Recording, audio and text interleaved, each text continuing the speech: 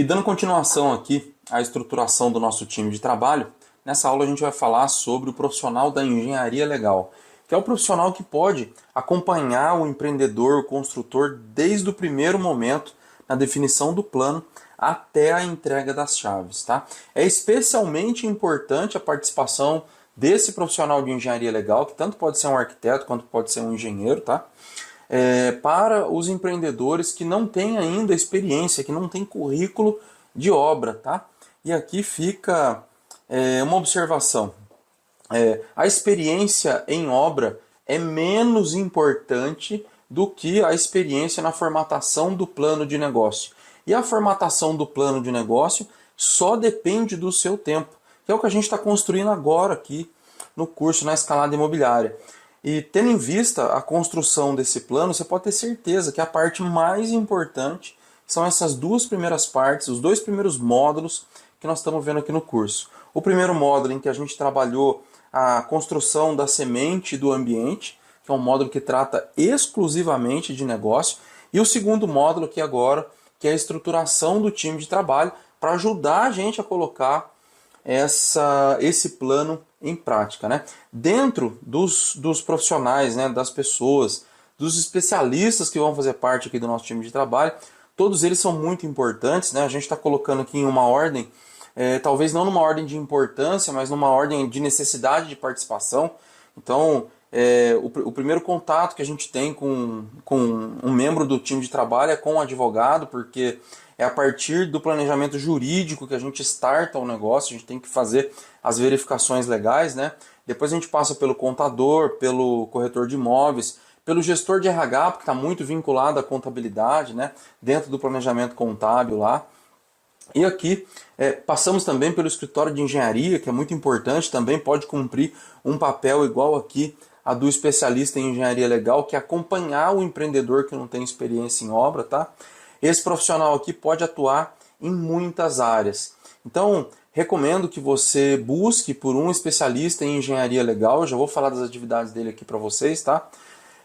Para poder conversar e ter a experiência de bater um papo com esse profissional antes de iniciar o processo, aqui durante a construção do time de trabalho. E aqui eu vou deixar uma dica para vocês. Eu encontrei o profissional que me atende hoje em engenharia legal através do meu advogado.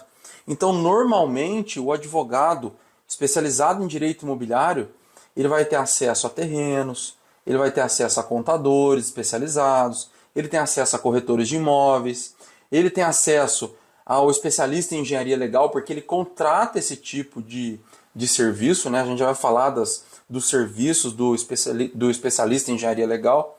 Mas com um advogado você pode conseguir chegar num bom profissional desse aqui.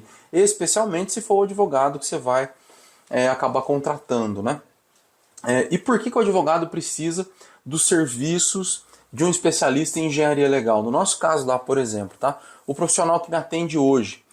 Uma das atividades do profissional de engenharia legal é, por exemplo, a vistoria cautelar, que vem a ser a vistoria antes do início das obras, nos vizinhos. Então ele notifica, vai até os vizinhos lá e faz uma vistoria nos imóveis vizinhos para verificar e constatar as condições daqueles imóveis antes do início das obras. Tá?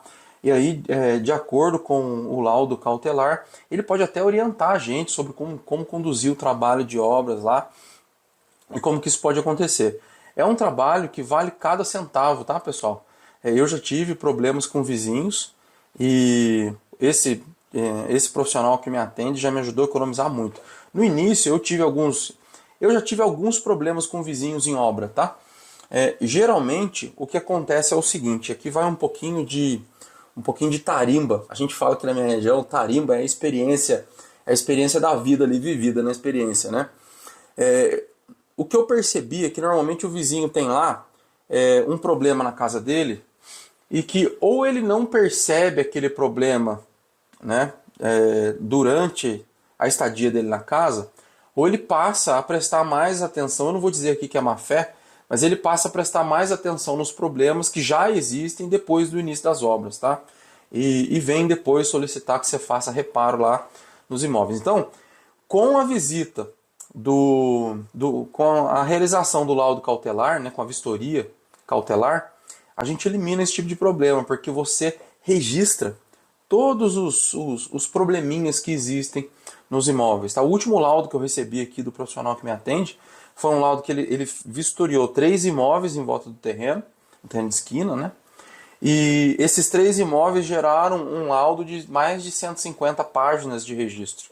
Então é um laudo muito detalhado, com as observações dele, né? Tendo sempre as NBRs como guia, porque para todos esses procedimentos existem normas para ser seguidas, né? Então o laudo vem muito bem montado, muito bem orientado. E uma vez que o vizinho venha solicitar algum ajuste, algum reparo, alguma coisa, você vai no laudo e busca, e normalmente você vai lá ver, tá igual estava na foto, né? Outra condição também é que ele tem condição de, a partir, por exemplo, estou fazendo uma fundação lá com estaca Strauss, por exemplo. E eu já tive casos do vizinho reclamar, não, a estaca Strauss está produzindo aqui uma rachadura na minha casa. E ele conseguir tecnicamente, junto com o engenheiro estrutural, demonstrar que não. Na verdade, esse método não tem o potencial de causar isso que você está descrevendo. Poderia ser se fosse, por exemplo, uma estaca pré-moldada, aquela que é cravada, dando pancada na terra, né? Então, é muito importante a participação desse profissional. Outras atividades que esse profissional exerce, por exemplo, pesquisa de mercado. Muito do que eu trabalho hoje em pesquisa de mercado, e a gente vai ver agora no módulo 3 sobre pesquisa de mercado, eu aprendi com um especialista em engenharia legal. E é importante buscar, tá, pessoal, um profissional que só faça isso. Porque tem muito engenheiro, por exemplo, e não tem problema nenhum com isso, tá? É só mais uma atividade. Mas tem muito engenheiro que trabalha como engenheiro, acompanha a obra, faz projeto, aprova na prefeitura e também atua como especialista em engenharia legal. Esse profissional que me atende aqui, ele só faz isso. Ele só faz vistoria, ele só faz essas atividades que a gente está tratando aqui hoje. Uma outra atividade que esse especialista faz é, por exemplo, o manual de uso e operação do prédio e dos apartamentos. Então, quando a gente termina um prédio, quando, por exemplo, se você constrói casa para vender, né, quando você termina lá a casa, existe lá uma série de normas, a legislação obriga a gente a entregar um manual de uso e operação, e isso é normatizado, tem normas para isso, tá? E ele elabora, então, como se fosse num carro, como se fosse lá numa montadora. Quando você recebe seu carro, não vem lá com manual de uso, operação e com plano de manutenção. E se você não seguir aquele plano, você na verdade perde as garantias. Aqui no imóvel é a mesma coisa. Então, no caso do prédio, ele elabora 2 tipos de manuais, tá? Um manual de uso e operação do condomínio e um manual de uso e operação do apartamento, em que você entrega para quem fez a aquisição do apartamento no momento da entrega das chaves, tá? E esse manual de uso e operação, ele contempla lá uma série de obrigações, tanto obrigações do construtor quanto do proprietário do imóvel, da mesma forma que ocorre com o carro, tá? Então tem lá as obrigações de manutenção, as orientações de manutenção das áreas comuns, enfim. Essa é uma outra atividade que esse profissional executa. Então, durante a obra, a gente fornece para ele os projetos e ele faz um manual de uso e operação exclusivo para aquele prédio. Então não adianta querer copiar um manual desse também, tá? Cada manual é específico do prédio, é diferente do carro. É diferente não, né? Por exemplo, você tem um determinado modelo de carro de uma montadora, todos aqueles carros daquele modelo vão ter um único manual. Se você varia para um outro modelo da mesma montadora, o manual é diferente. Então, para cada prédio diferente que você faz, e cada obra acaba sendo diferente, você vai precisar de um novo manual. Outra coisa que esse profissional faz é acompanhar a execução da obra. Então, esses dias eu estava conversando com uma pessoa lá no Instagram que me disse que ela tinha dificuldade de acompanhar a obra, né? Esse profissional tem condições de fazer isso, fazer um acompanhamento técnico da obra. A obra está sendo executada conforme o projeto, esse pode ser um profissional que cumpra esse papel. Aliás, as grandes construtoras e incorporadoras contratam esse tipo de profissional para poder fazer medições e acompanhamento para poder liberar pagamento. Tá? Então é um profissional que a gente pode buscar também para isso. Outra atividade dele, por exemplo, vamos imaginar que eu já tive esse tipo de serviço desse profissional que me atende aqui, tá? Eu tive um investidor que comprou um apartamento aqui próximo do Rio de Janeiro, aqui numa cidade aqui no meio do caminho, e ele percebeu que tinha um degrau para entrar no banheiro. Deu algum problema na hidráulica do apartamento de baixo, no esgoto, e para isso a construtora teve que fazer um degrau no banheiro, acredite se quiser, tá? E esse profissional que acompanha a gente, o investidor veio falar comigo, pô, cara, eu acho que não está certo, a construtora disse que não tem problema. E a gente notou que, na verdade, a construtora estava tentando fazer passar batido, né? E eu disse para esse meu investidor, falei, cara, ó, eu recomendo para você contratar o fulano, né, o profissional que atende a gente aqui, para ele receber esse apartamento em seu nome. Porque existe o dia da entrega, né? E se você não puder ir, ou quiser eleger um especialista, você pode fazer uma procuração, esse especialista vai lá e em seu nome ele vai receber o apartamento. Só que como ele é um profissional, ele vai fazer uma vistoria de acordo com as normas para poder receber o imóvel, né? E claro, esse especialista nosso aqui foi lá, recusou a entrega e elaborou um laudo, né? Para poder receber o imóvel, identificou lá que tinha o problema no banheiro, além de outros que ele levantou, enfim. É um profissional que também pode fazer isso. Se você, de repente, vai comprar um imóvel, você comprou um imóvel, você não sabe as condições daquele imóvel, esse é um tipo de profissional que você pode contratar para poder fazer esse trabalho de vistoria e levantar lá as condições do imóvel. Então ele vai levantar os projetos, vai verificar as condições, se for preciso uma avaliação de engenharia estrutural, ele traz um profissional para acompanhar ele. Então é um profissional qualificado para esse tipo de atividade também. Tá? E com frequência ele passa a ser assistente em perícias judiciais. Ou, no caso do profissional que atende a gente aqui, ele é perito, né? Ele se inscreve lá para poder fazer perícias. Então o juiz nomeia ele, às vezes, para poder fazer perícias em determinados casos e demandas.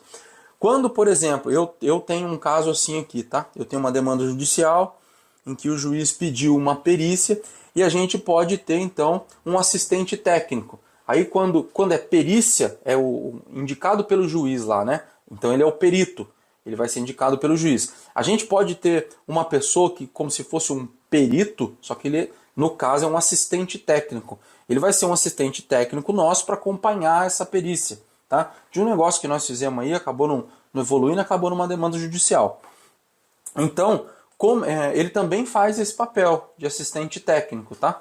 Profissional muito importante da gente buscar para acompanhar a gente, desde fazer a vistoria cautelar até elaborar o manual de uso e operação do prédio e dos apartamentos, fora as outras atividades que esse profissional pode exercer.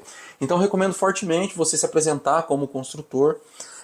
Uma participação importante desse profissional também com relação ao projeto, tá? Mostrar para ele o projeto antes. Eu costumo fazer isso aqui, conversar o que você acha, o que você está vendo aí, porque ele tem uma experiência muito grande em demandas judiciais. Normalmente esse profissional trabalha muito ou como perito ou como assistente técnico. Então ele está acostumado a ver os problemas. E a participação dele no projeto, na fase de projeto, pode te eliminar uma série de problemas, que é o que as grandes construtoras fazem. Contratam esses profissionais justamente para poder fazer uma análise do projeto. Né? E tem muitas construtoras contratam um especialista em engenharia legal justamente para a fase de compatibilidade, que é quando juntam os projetos para ver se um projeto vai encaixar no outro. Então tem o arquitetônico, o projeto hidráulico, o projeto elétrico, enfim, para poder entender a compatibilidade dos projetos. E aí ele dá o ponto de vista dele com a experiência dele de demandas judiciais, experiência prática de soluções que teve ali no dia a dia de obra. Então é um profissional que tem capacidade de trazer